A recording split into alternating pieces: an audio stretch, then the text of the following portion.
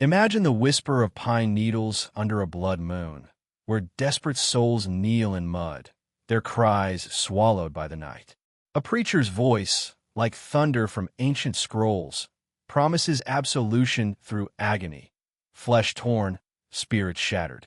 But in these forsaken camps, salvation twists into something infernal, where God's mercy hides the devil's grin. What if redemption demanded your last breath? Stay, if you dare, for the Damnation family's unholy gospel awaits. In the shadowed fringes of East Texas, where the ancient pines claw at the heavens like fingers from the grave, and the wind carries echoes of forgotten prayers, a veil of false piety concealed one of the American frontier's most insidious horrors. It was an era when the land itself seemed cursed by the Almighty's wrath, vast, untamed expanses where law bowed to the gun, and faith was a double-edged blade wielded by charlatans and saints alike. From 1845 to 1881, amid the birth pangs a newborn state forged in blood and independence, three brothers emerged from the Arkansas wilds like prophets from a fever dream. They bore the name Damnation, a moniker that, in hindsight, whispered of divine irony, as if the Lord himself had branded them with their fate. Malachi, Cornelius, and Jebediah. These were no mere revivalists peddling snake oil salvation. They architected a labyrinth of suffering disguised as spiritual rebirth, luring the damned into camps that promised purification but delivered only the cold embrace of oblivion. Picture the scene. The year is 1845. Texas, fresh from its Lone Star Republic, annexes itself to the Union, its borders bleeding with the chaos of Mexican skirmishes and Comanche raids. Dust devils whirl across parched plains, where wagon ruts carve scars into the earth like the lashes of a scourge. Settlements huddle like frightened sheep, lanterns flickering against the encroaching dark, while outlaws and outcasts drift like ghosts, haunted by sins that no frontier justice could erase. It was a time of biblical reckoning, where men quoted scripture with one hand on the Bible and the other on their Colt. Faith burned fierce here, a wildfire that could warm the soul or consume a whole. Into this maelstrom stepped the Damnation Brothers, their arrival heralded not by trumpets, but by the subtle spread of rumors, whispers in saloons, notes pinned to trading post walls, tales carried by riders whose eyes gleamed with unnatural zeal. Malachi, Damnation, the eldest at 35, towered like a sentinel from the Old Testament, his 6-foot frame cloaked in black broadcloth that absorbed the light like a void. His gray eyes, sharp as flint striking steel, pierced the veil of men's souls, stripping away pretense with a gaze that evoked the judgment of Elijah calling down fire. His voice, oh, that voice, was a symphony of damnation and deliverance, rising in cadences that mimicked the roll of thunder over the gulf, falling to whispers that slithered into the ear like serpents in Eden. Groomed to perfection, his raven hair slicked back as if oiled by the tears of the repentant, Malachi could preach for hours, his words weaving tapestries of terror and hope. "The wages of sin is death," he would intone, quoting Romans with a fervor that made the air thicken. "But through the crucible of pain, ye shall be reborn." Listeners wept, convulsed, as if his sermons summoned the Holy Ghost itself, or something far darker, masquerading in its light. Beside him stood Cornelius, 33, a wraith of a man whose gaunt frame evoked the fasting prophets of old, his hollow cheeks shadowed like valleys in a barren land. He possessed an eerie gift for discernment, reading the lines of guilt etched into faces as one might read the stars for omens. His eyes, deep-set and unblinking, held the chill of winter's first frost, and his thin lips curved in knowing smiles that hinted at secrets unearthed from the abyss. Cornelius was the confessor, the extractor of truths buried deep in the psyche. In dim tent light, with the scent of pine sap and sweat heavy in the air, he would lean forward, ledger in hand, his voice a soft hiss. "The Lord sees all, brother. Unburden your heart, lest the demons within devour you." Men broke under his scrutiny, spilling sins like blood from a vein, adultery, theft, murder, each confession inked in precise script, as if cataloging. Souls for the final judgment. Then there was Jebediah, the youngest at 28, a colossus forged in the fires of some primordial anvil. Built like the blacksmiths of legend, his massive hands, calloused, veined like rivers on a map, were said to channel divine healing or unholy torment. His broad shoulders strained against homespun shirts, and his beard, thick and untamed, framed a face weathered by visions he claimed came straight from the throne of God. The flesh must yield. He would rumble, his voice like gravel under boot heels, as he oversaw the rites that blurred the line between penance and persecution. Together, these three formed a trinity of terror, their bonds unbreakable, their mission cloaked in the sanctity of Scripture. They carried forged letters from Southern congregations, Baptist firebrands in Mississippi, Methodist stalwarts in Louisiana, vouching for their orthodoxy, papering over the cracks in their facade. Their redemption camps sprouted like weeds in the wilderness, nestled where the cypress swamps swallowed the light, and the piney woods whispered secrets to the wind. From afar, they appeared benign, clusters of canvas tents arranged in sacred geometries, circles evoking ancient rituals or the wheel of fate. At the center, a towering wooden cross loomed, its rough-hewn beams splintered and stained, flanked by a fire pit where flames leaped like tongues of hellfire or Pentecostal fire, depending on the hour. The air hummed with the drone of insects, the crackle of burning wood, and the murmur of prayers that rose like smoke.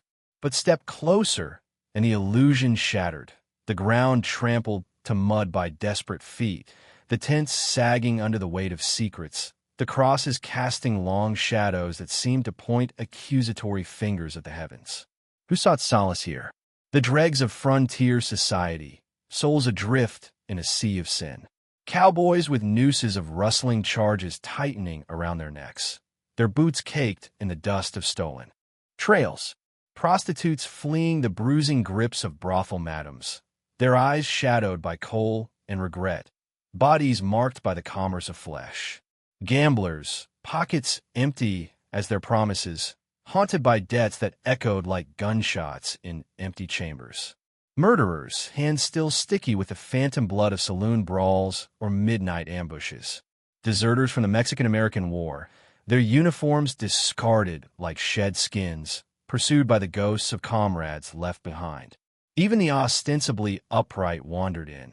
Merchants whose ledgers had fraudulent entries, politicians whose scandals festered like open wounds, and earnest pilgrims drawn by tales of miracles, their faith a fragile flame in the gale of doubt.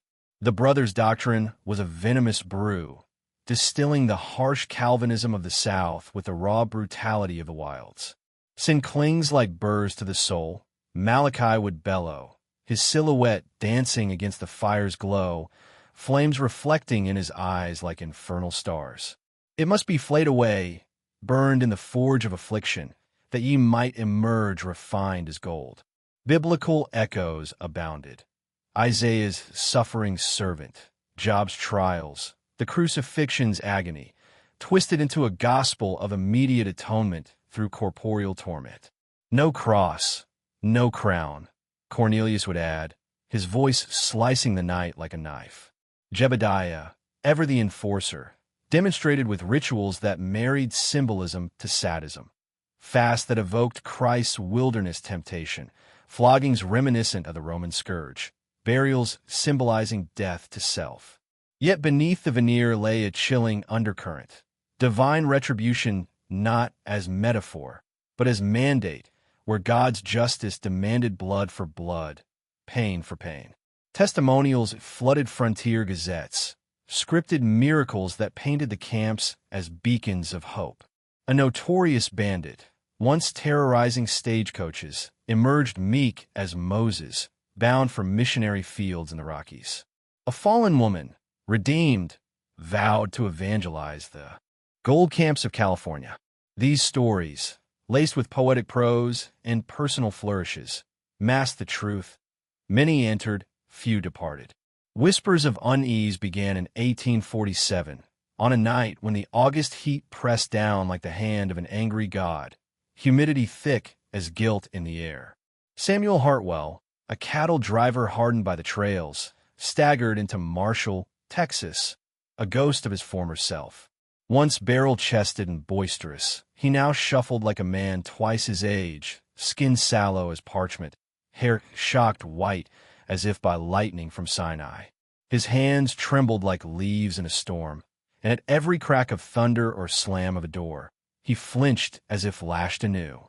But it was his eyes, once vivid blue, now voids of despair, that betrayed the abyss he had glimpsed. Pastor William Matthews, a kindly soul with a Bible-worn voice, took him in, offering broth that Hartwell could barely swallow through chattering teeth. In fits and starts, between screams that rent the night like the cries of the damned, Hartwell unraveled his tale. He had sought the camps for absolution after a fatal saloon quarrel. A knife flashed in anger over cheated cards, a life snuffed in whiskey-fueled rage. They promised release, he murmured, voice cracking like dry earth. From the weight pressing my chest, the shadows dogging my steps. Upon arrival, under a canopy of stars that seemed to judge from afar, he was stripped bare, not just of clothes, but dignity, clad in burlap that chafed like sackcloth of repentance. Cornelius loomed, ledger open like the book of life, probing with questions that unearthed buried shames. Pilfered coins from a dying mother's purse, a lover abandoned in New Orleans with child swelling her belly. He knew. Hartwell gasped, clutching at the pastor's sleeve, as if the devil himself whispered in his ear. No, not devil, God, they said. Discernment of spirits. The confession dragged on, days bleeding into nights, the swamp's fetid breath mingling with the stench of unwashed fear. Jebediah's gifts intervened when memory faltered, those iron hands pressing points of agony, evoking the thorns of Christ's crown, until truths spilled forth like bitter gall. Satisfied, the purification commenced, a 7-day fast, echoing Elijah's sustenance by ravens. But here only brackish water slaked the thirst. Hartwell dug his grave under the relentless sun, spade biting earth like teeth into flesh, each shovelful a meditation on mortality. Symbolic, they called it, death to the old man. But the hunger gnawed, a serpent in the gut, prelude to the inferno. Then came the trial of fire, whips woven with metal shards, each strike a lash for a sin, blood blooming on skin like crimson roses in a garden of thorns. Hours blurred into eternity, paint a symphony conducted by Jebediah's unyielding arm, Malachi's chants overlaying like a dirge. Blessed are they who endure, he proclaimed, evoking James's epistle, but the screams belied the blessing. Worse followed. The burial rite, lowered into the pit, soil cascading like the floods of Noah, covering all but the face. Insects crawled, breath came shallow, the weight of earth pressing like the sins of the world. Time stretched minutes, hours, while prayers droned above, declaring spiritual rebirth. Some, Hartwell whispered, never rose. Called home, Malachi intoned, faces frozen in rictus terror beneath the dirt. Their purification complete, souls ascending unblemished. Death, they preached, was the pinnacle of grace, a shortcut to glory, bypassing the purgatorial fires. Ceremonies marked these blessed departures. Scripture readings from Revelation's white-robed martyrs, graves sealed with crosses, names etched in a roll of the redeemed. Hartwell escaped by feigning transcendence, slipping away under cover of storm, but the scars, physical, spiritual, branded him forever. Guilt remains, he confessed, but now laced with dread of divine mockery. What if their God is real, and this is his justice? Authority scoffed, Sheriff Tom Bradley dismissing it as delirium born of guilt's fever. Frontier breaks men, he grunted, cigar smoke curling like incense to false gods. Credentials shielded the brothers, letters glowing with praise, testimonials stacking like alibis. Hartwell vanished soon after, perhaps westward, perhaps silenced. Yet patterns emerged, insidious as creeping vines. Camps relocated like nomads fleeing plagues, 6 months per site, evading scrutiny in a land where sheriffs rode circuits vast as kingdoms. Families dispatched wayward kin, sons sunk in vice, daughters tarnished by scandal, only to receive missives of miraculous change, calls to distant missions. Funds requested, then silence. Take Eleanor Westbrook of New Orleans, her son Thomas ensnared by dice and debt. Letters arrived, scripted in his hand, or near enough, detailing epiphanies under the cross, urges to proselytize California's goldfields. She sent silver, hearts swelling with hope. But doubts nagged. The slant of letters, unfamiliar idioms. A hired sleuth unearthed voids. No missions knew him. Addresses phantom as apparitions. Echoes multiplied. Dr. Elizabeth Thornton, itinerant healer, noted survivors' tremors, night terrors, eyes hollow as Judas's betrayal. Trauma of the soul, she murmured, as if they've danced with demons disguised as angels. As years unfurled, the damnation legacy deepened, a shadow lengthening across the frontier. Over 300 entered those circles of canvas and cross. Scant few emerged unscathed. The secret ledger, unearthed in 1881 by federal hounds, revealed not just murders, but a syndicate of sin, extorted fortunes funneled through forged identities, bodies buried as redeemed to mask the carnage. Biblical undertones haunted it all. Cain's mark on the brothers, Abel's blood crying from the ground. Was this divine retribution twisted, or human hubris aping God's throne? The camps promised redemption. They delivered damnation, a spiritually chilling testament to how faith, unchecked, becomes the sharpest blade. In the pine-scented silence, one wonders, did the wind carry their victims pleased to heaven, or were they lost in the void, echoes of justice deferred? Yet the horror's roots burrowed deeper, symbolism rich as Scripture's parables. Each ritual mirrored sacred texts, the fast as wilderness trial, the grave as baptismal death, but perverted, inverting grace into grotesque. Malachi's eyes evoked the all-seeing Lord. Cornelius's probes, the confessional's sanctity, Jebediah's hands, the laying on for healing turned to harm. Themes of guilt wove through like scarlet threads. Sin's inheritance passed like Adam's curse, demanding atonement's blood. Redemption dangled, tantalizing but elusive, a mirage in the desert heat. Empathy swells for the seekers, desperate, human, flawed, dread for the brothers' cold calculus, curiosity for the mechanics of their deception. Reflection lingers. In our soul's dark corners, what price would we pay for absolution? The damnation saga chills not just with gore, but the spiritual mirror it holds, divine justice or its absence in a world where men play God. The narrative pulses with pauses, breaths in the telling, allowing dread to settle like fog. Short sentences strike like hammer blows, pain. Release. Eternal. Rhythmic flow mimics heartbeat, quickening in terror's grip, slowing in revelation's wake. Historically anchored. 1845's annexation, war's deserters, frontiers' lawlessness. All real, grounding the tale in authenticity. Yet originality reigns. No mere retelling, but a reimagined epic, expanded with sensory immersion. The metallic tang of blood, burlap's rough scrape, fire's acrid smoke. Spiritually, it probes the abyss, retribution as holy or hellish, legacy haunting like unrest ghosts. Beneath the veneer of spiritual awakening in those forsaken East Texas camps, a darker narrative unfolded, one woven with threads of trauma, deception, and the chilling perversion of sacred rites. As the 1850s dawned, the Damnation Brothers' empire of false redemption expanded like a plague across the frontier, their tents rising and falling like nomadic specters in the pine-draped wilderness. The air in these regions carried a perpetual chill, even under the blistering Texas sun, as if the ground itself recoiled from the atrocities committed upon it.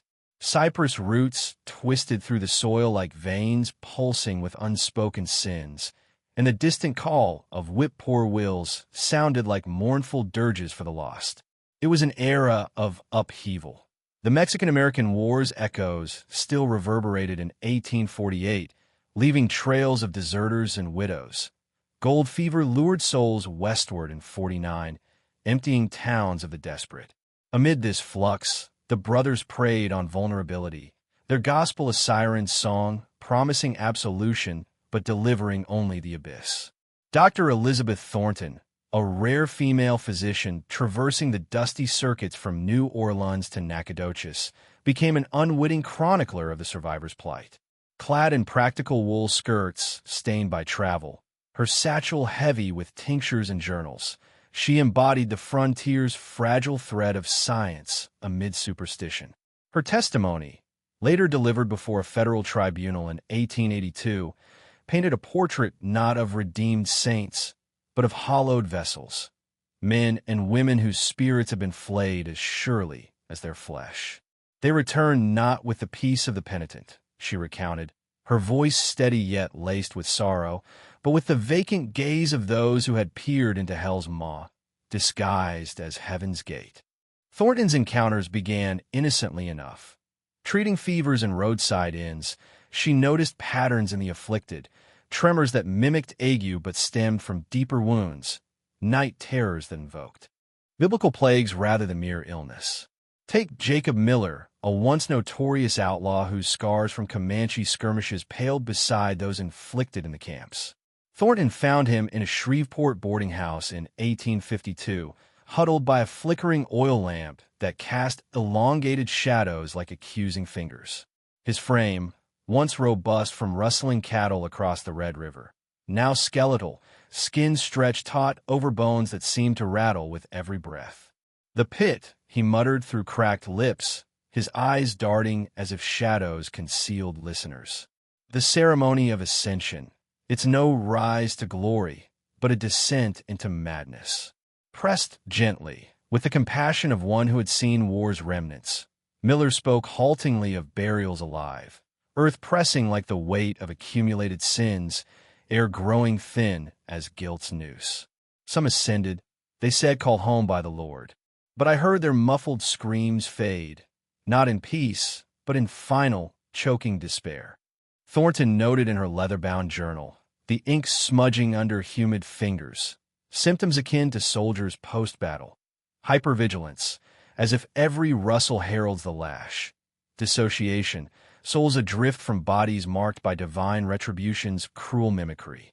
Then there was Sarah Colby, a woman whose fall from grace echoed the biblical Magdalene, but whose redemption twisted the tale into tragedy. Seeking escape from the brothels of Galveston, with a salty Gulf breeze carried scents of rum and regret, she entered a camp near the Sabine River in 1854.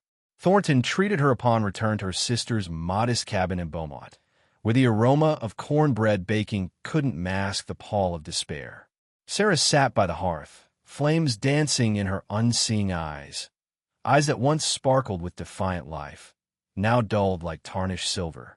Her hands, callous from labor both illicit and imposed, clutched a tattered Bible, thumbs tracing verses from Psalms as if seeking anchor. She whispers prayers, her sister Mary, confided, voice trembling like autumn leaves, but not for her sins. For forgiveness of witnessing, things no mortal should behold in God's name. Sarah's murmurs invoked not personal transgressions, but collective horror. Lord, absolve me for the screams I couldn't silence, the graves I helped fill. Thornton diagnosed profound melancholia, but spiritually, it reeked of something deeper, a soul burdened by complicity in a farce of faith, where redemption's price was complicity in damnation. Most haunting was Reverend Peter Hawkins, a Methodist circuit rider whose zeal led him to the camps not as sinner, but observer. In 1856, amid the bleeding Kansas turmoil spilling echoes into Texas, he ventured in with letters of introduction. His frock coat dusted from horseback miles, Bible underarm like a shield. Emerging months later, he sought Thornton in a Tyler apothecary, his once resonant voice reduced to a rasp, as if sermons had been screamed silent. Evil wears righteousness like a wolf in sheep's clothing. He confided over herbal tea steaming in tin cups, the vapor curling like incense to an indifferent deity. I sought methods to kindle faith's fire. Instead, I found inferno that consumes the vulnerable. Hawkins spoke of exploitation veiled in Scripture, how the brothers weaponized spiritual hunger, turning confession into coercion, purification into plunder. Their God is not Jehovah, he whispered, glancing at the door, as if expecting Jebediah's massive shadow. It's Mammon, cloaked in crosses. When urged for details, he demurred, eyes clouding with fear. To speak fully invites the curse upon others, the temptation to probe, only to perish. These survivors shared a spectral silence, as if bound by an infernal covenant, their reluctance evoking the sealed lips of Job's comforters, unwilling to voice the unspeakable lest it summon further wrath. They flinched at thunder, mistaking it for Malachi's thundering sermons, avoided mirrors, perhaps dreading reflection, of guilt etched eternal. Emotionally, Thornton documented a tapestry of dread and empathy. Dread for the brothers' unchecked dominion. Empathy for souls seeking light only to find shadow. Spiritually, it chilled. Was this divine justice's dark mirror, punishing the guilty through false prophets? Or human sin's pinnacle, perverting redemption into retribution? The 1860s brought the Civil War's cataclysm, a biblical Armageddon that shrouded the brothers' deeds in chaos.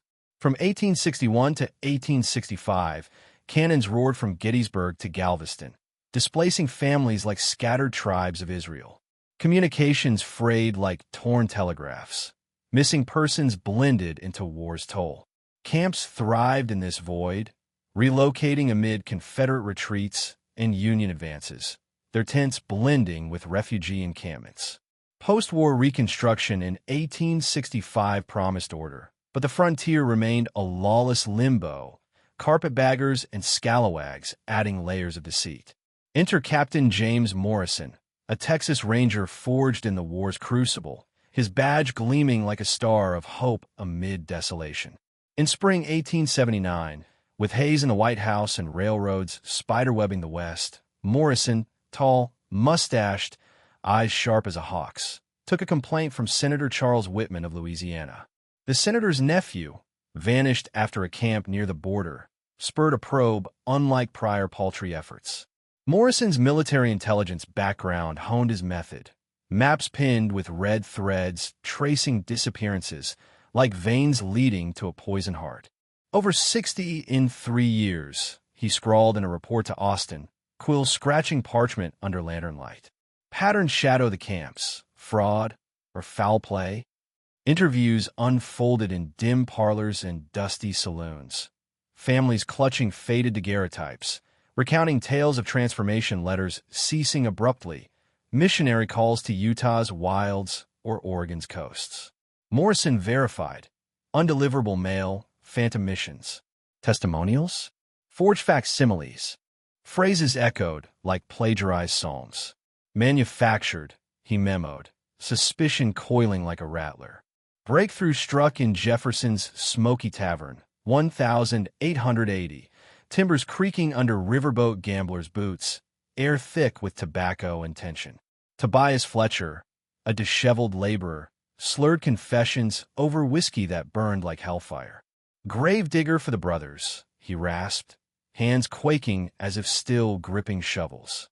Symbolic pits? Some stayed eternal, bodies twisted, not transcended.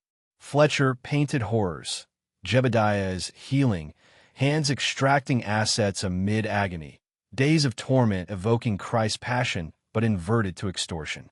Family ties, hidden gold, they squeezed it all, then ascension. Forged letters flowed, siphoning funds through shadowy chains, families tithing to ghosts. Terror seized Fletcher at grave queries. Eyes everywhere, questioners vanish. He bolted into the night, later rumored drowned in Caddo Lake's murk, Spanish moss draping like shrouds. Morrison, undeterred, assembled rangers. Sergeant Bill Crawford, war-scarred veteran. Corporal Miguel Santos, tracker supreme. Private David Thompson, marksman keen. Through swamps where gators lurked like leviathans, they trekked, air humid as unspoken fears. Ominous signs mounted. Wildlife fled, insects hushed, settlers warning of cursed ground. Trees gnarled like sinners' consciences, soil barren as Sodom's aftermath. Decomposition's taint. Morrison theorized, nose wrinkling at the fader.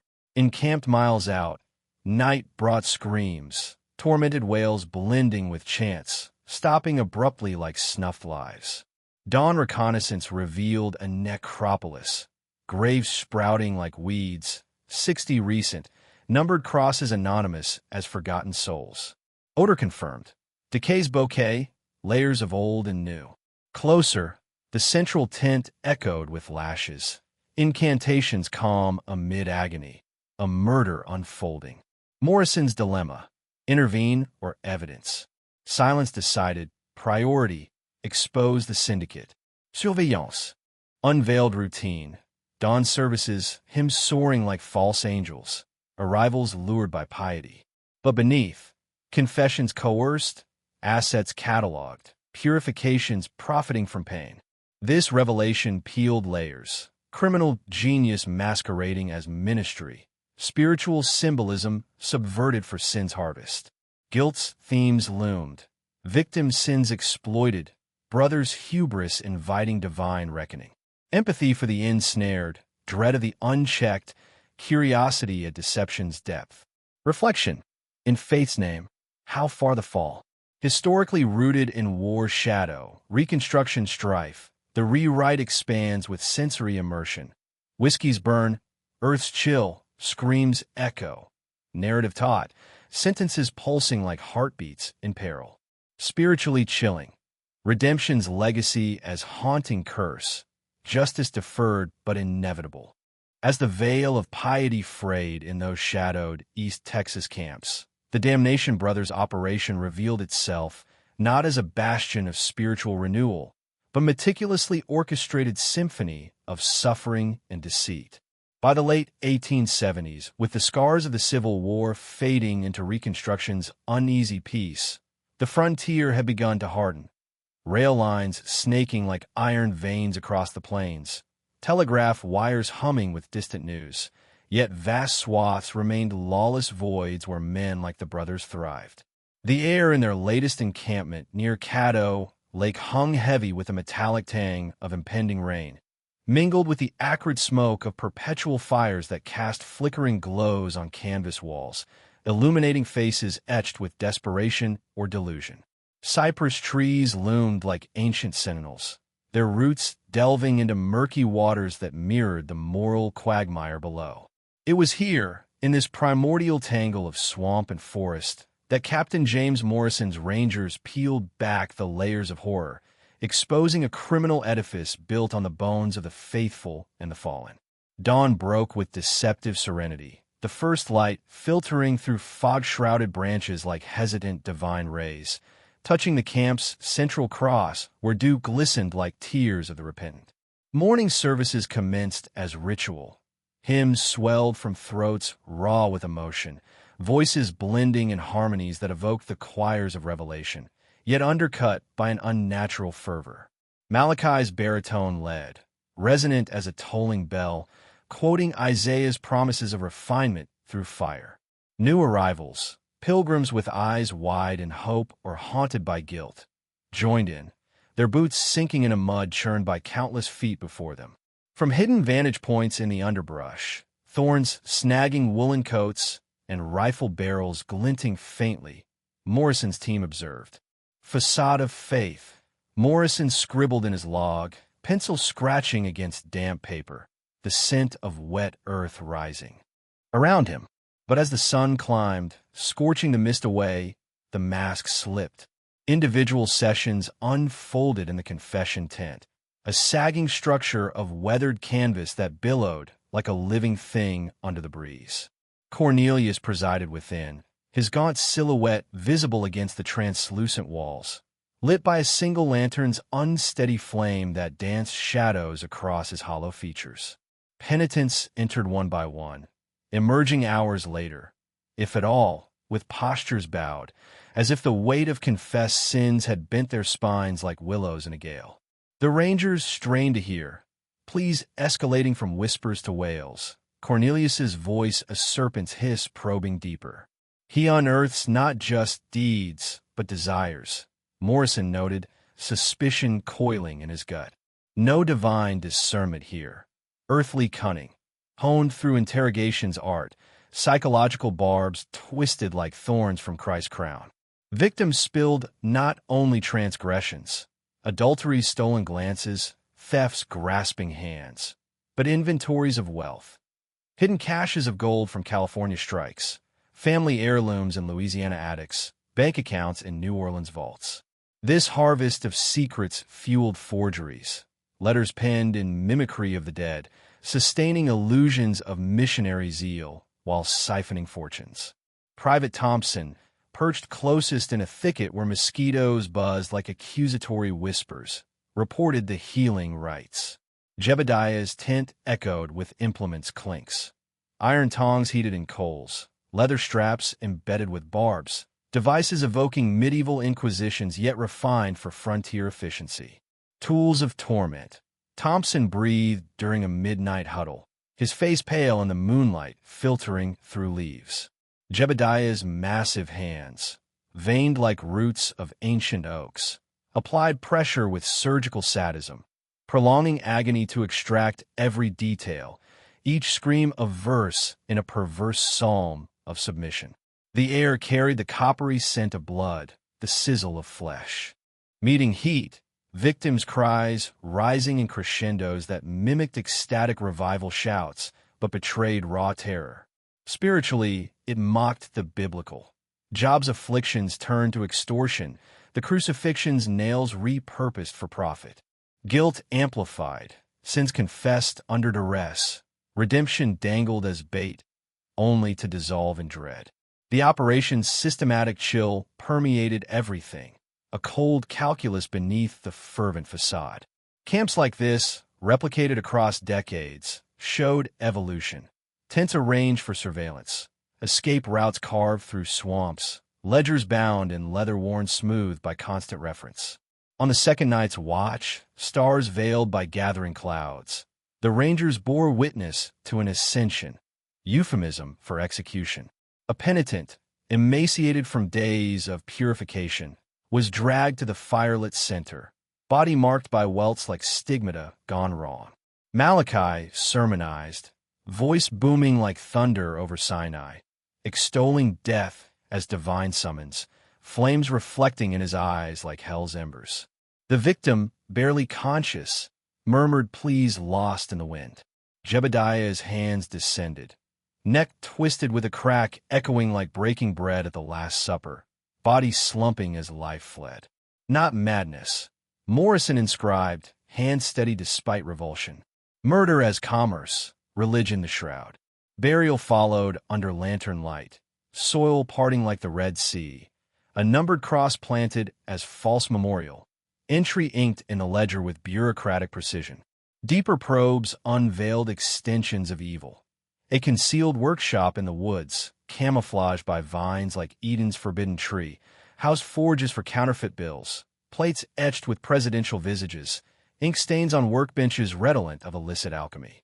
Stolen artifacts, crucifixes twisted into restraints, Bibles hollowed for smuggling, mingled with maps charting past haunts across the South. Beyond killers, Morrison concluded, rifling through papers by moonlight, the rustle blending with nocturnal calls. A syndicate veiled in sanctity, sins compounded from fraud to felony. Spiritual undertones haunted, hubris aping God's judgment, exploiting vulnerability as Satan tempted in the wilderness. The third day shattered surveillance's fragile peace. A family's arrival, parents weathered by toil, children wide-eyed innocents clutching rag dolls, tipped the scale. Seeking family purification for venial lapses, perhaps a harsh word, a moment's doubt. Their footsteps toward the cross evoked Abraham's trek to Moriah, but here no ram awaited. Morrison's resolve cracked. Innocence in a lion's den, he muttered, invoking Daniel's trial. Action surged. Evening service targeted, brothers clustered under the cross like Judas among apostles. But ambush met ambush. As rangers advanced, boots silent on moss, gunfire erupted. Accomplices disguised as laborers, emerging from tents with rifles barking like hellhounds. Bullets whizzed through leaves, splintering bark, the acrid gunpowder mingling with blood's iron tang. Sergeant Crawford fell wounded, clutching his side as crimson bloomed on his shirt. Chaos reigned. Penitents, minds fractured by conditioning, interposed themselves, bodies as shields, cries of saviors, echoing like deluded disciples defending a false messiah. Agents of darkness, one wailed, eyes feverish with indoctrinated fear, believing interference damned their souls eternally. The brothers fought fiercely, Malachi's shots precise as David's sling, Jebediah charging like Goliath reborn, Cornelius weaving words like spells, taunts eroding morale. Your interference mocks God's will. The pivot. Morrison breached the record's tent, oil lamp guttering as he seized ledgers. Revelations spilled. Damnation and Alias, true name Blackwood, fugitives from Arkansas murders, Louisiana swindles, Mississippi frauds. Credentials forged, testimonials scripted, lives built on lies, faith a facade for felony. Resistance waned as truth pierced. Arrests followed. Though Cornelius seized a child hostage, grip tight as sin's hold. Mercy in release, he intoned, voice calm as Pilate's judgment, equating murder to divine honor. Thompson's rifle spoke, bullet grazing Cornelius, child freed amid sobs. Surrender cascaded, threat quelled in the smoke-hazed dawn. Excavation unearthed abyss. Ledgers cataloging 400-plus victims since 1843. Names, tortures, extortions tracked like merchant accounts. Graves yielded 200 remains, bones bearing scars of anatomy-studied agony. Prolonged to extract, perhaps for pleasure. Thornton's forensics revealed research, methods refined, suffering as sadistic science. Workshop artifacts confirmed versatility. Counterfeit tools, maps of sister sites, Malachi's manual, a tome of exploitation, profiling psyches like demonic diagnostics. Network sprawled. Accomplices across states, forger rings, bribe badges. Letters flooded post-arrest. Alabama widows recounting vanished husbands, fraudulent funds siphoned for phantom missions. Patterns, camps ephemeral as desert mirages, exploiting frontier fractures, poor wires, overwhelmed sheriffs. Bribes to clergy, judges, complicity in corruption, faith's betrayal echoing Judas's kiss.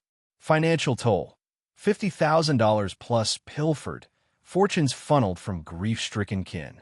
Yet psychic scars deeper, families shattered, communities eroded, pride in missionaries turned to poison. Evil's nature probed, calculated as Cain's strike, pleasure and pain defying comprehension. Redemption's theme inverted, sins not absolved, but amplified, justice divine deferred, but delivered through mortal hands. Empathy for victims' quests, dread at brothers' depths, reflection on faith's fragility.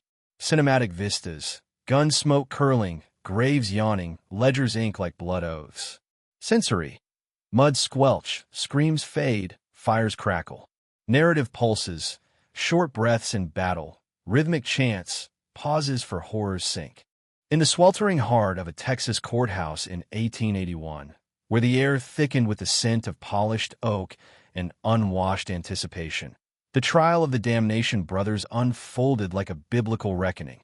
A judgment day scripted not by divine hand, but by the frail machinery of frontier justice. The building, a sturdy edifice of red brick scarred by years of dust storms and vigilante echoes, groaned under the press of crowds. Spectators crammed shoulder to shoulder on splintered benches, their faces a mosaic of grief and grim fascination. Reporters scribbling furiously with ink-stained fingers, lanterns flickering like watchful eyes in the dim interior. Families of the vanished traveled from the bayous of Louisiana to the hills of Arkansas, clutching faded portraits like talismans. Against despair, outside, the autumn wind whipped through cottonwoods, carrying the faint, metallic tang of impending rain, as if the heavens themselves gathered to witness the unmasking of false prophets. This was no ordinary proceeding. It was a spectacle that gripped the South, headlines blazing in frontier broadsheets, evoking the trials of Salem, but rooted in the raw, lawless expanse of post-Reconstruction America, where faith and fraud danced a deadly tango. District Attorney Robert Maxwell, a wiry man with a mustache like coiled wire and eyes sharpened by years prosecuting cattle thieves and border bandits, shouldered the Herculean task of weaving decades of shadows into a tapestry of guilt. Spanning from 1843's antebellum whispers to 1881's federal scrutiny, the crimes crossed state lines like nomadic plagues, complicated by vanished witnesses, silenced eternally in unmarked graves, and reliant on the brothers' own damning ledgers, those leather-bound tomes of torment that cataloged sins not for absolution, but exploitation.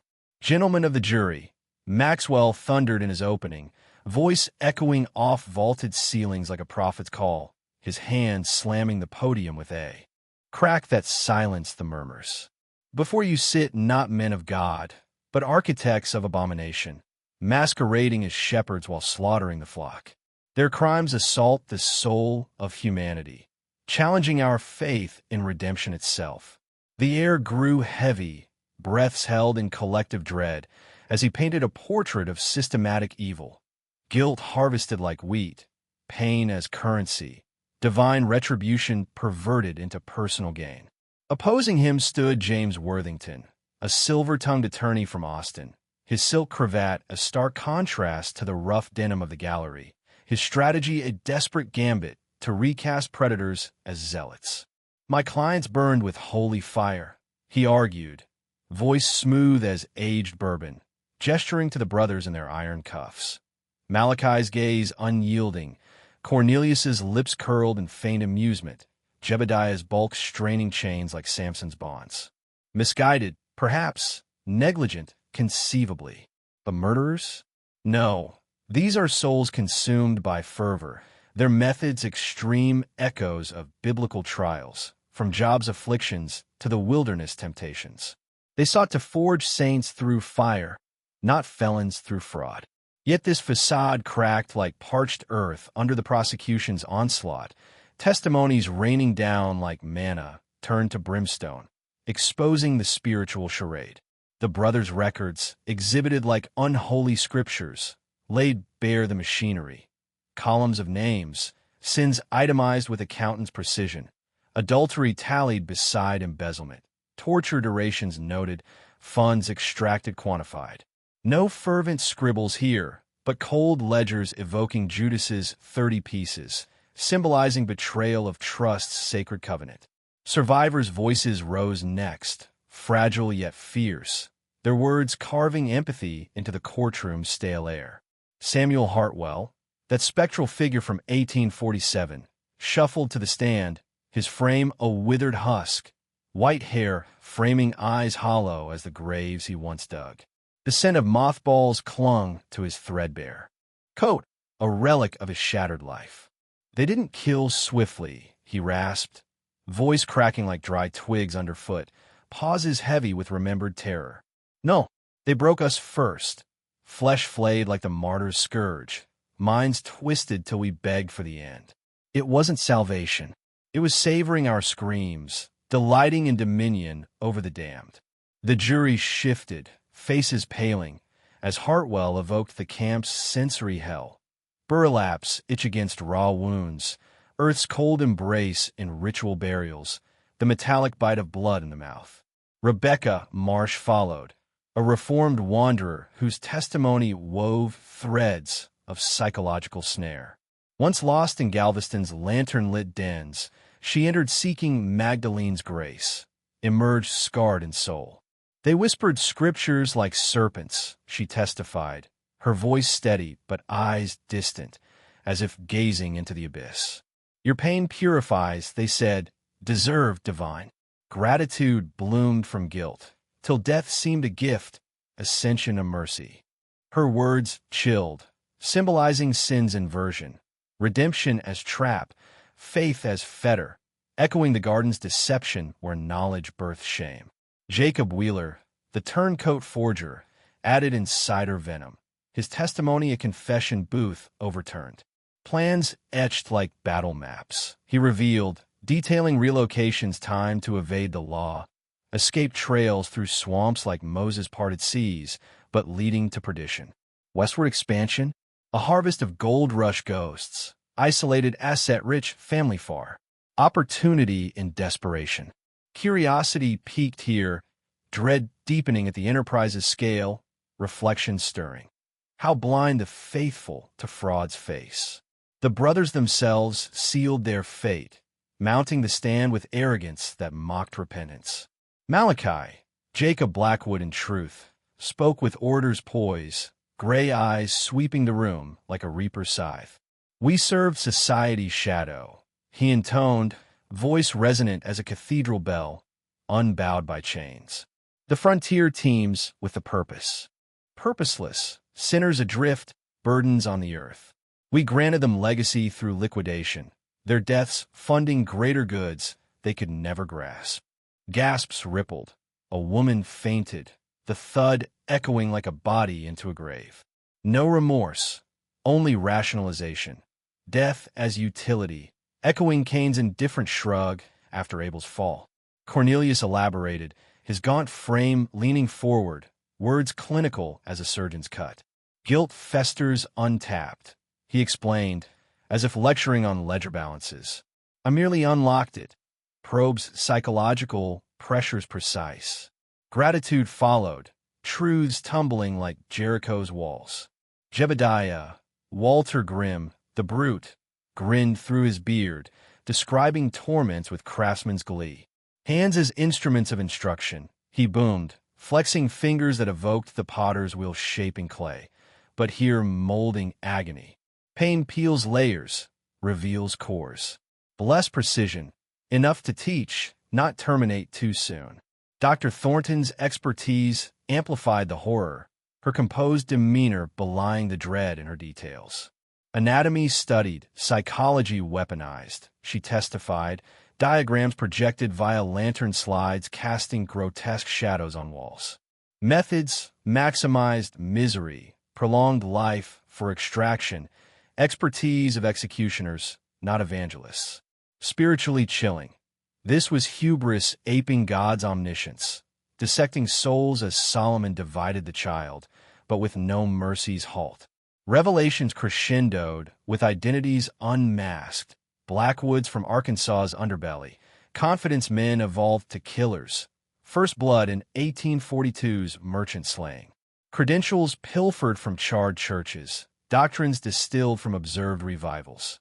Fiction forged in fire. Grimm's edition? A war-scarred sadist, unrelated by blood but bound by brutality. His Mexican War discharge, a harbinger horrors. The courtroom reeled, empathy surging for the deceived, dread at deception's depth, biblical parallels abounding. Wolves in sheep's clothing, false prophets devouring.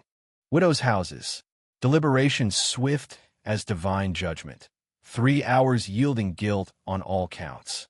Judge Harrison Caldwell, visage stern as Moses with tablets, pronounced doom.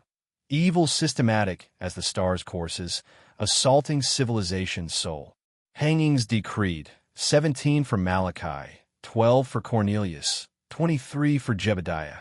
Numbers etched like commandments violated. November 15th, 1882. Gallows erected under leaden skies. Crowd of 2,000 swelling like the multitudes at Calvary. Murmurs rising with the wind's howl. Nooses swayed like pendulums of fate, wood creaking underfoot. Unrepentant to the end. Malachi's defiance. We elevated the expendable. History, our vindicator. Grimescide, predator persiste. exploitation éternelle. Drops fell, necks snapped. Echoes like thunder over Sinai, justice's thunderclap. Legacy lingered like unrest ghosts. Law reformed, religious oversight tightened, interstate probes birthed. Morrison ascended, task force his sword against syndicates. Thornton's treatise pioneered profiling, decoding depravity's dance. Financial ruins, scarred families, communities, ties to torment, pride poisoned. Campsites shunned, whispers of hauntings, spectral cries in pines, apparitions seeking absolution denied. Spiritually, the saga probes abyss. Sin's exploitation, redemption's rape, divine retribution through human hands? Or cautionary parable, warning against false lights in spiritual dark? Empathy for seekers' plights, dread at evil's endurance, curiosity at systems' failures, reflection on faith's fragility. In a world craving purpose, predators lurk, offering salvation at soul's cost. The damnation echo. Some damnations dwarf original sins, graves their gospel. What shadows linger in your thoughts? Could such serpents coil in modern veils? Share below. Subscribe for history's hidden horrors. Vigilance against veiled vice.